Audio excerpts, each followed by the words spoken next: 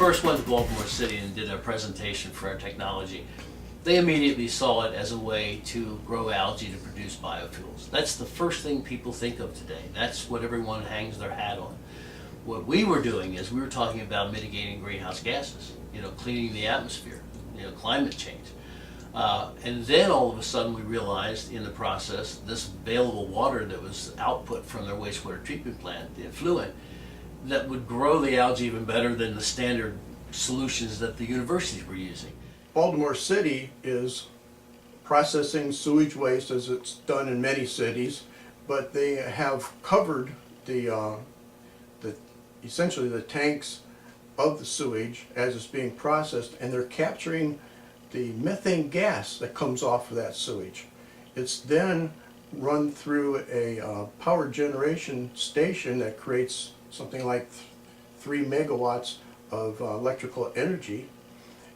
The sewage is then processed beyond that, it's cleaned, and then eventually 1.3 million gallons of clear water then is released to the Chesapeake Bay.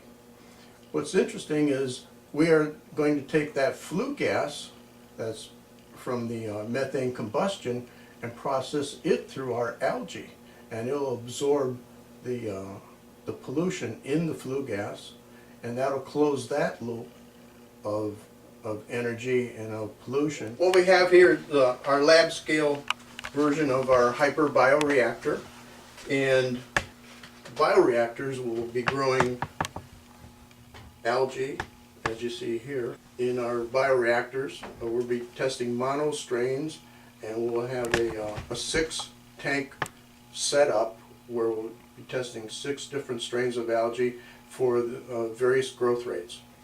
And as Jack mentioned, this is the lab scale version.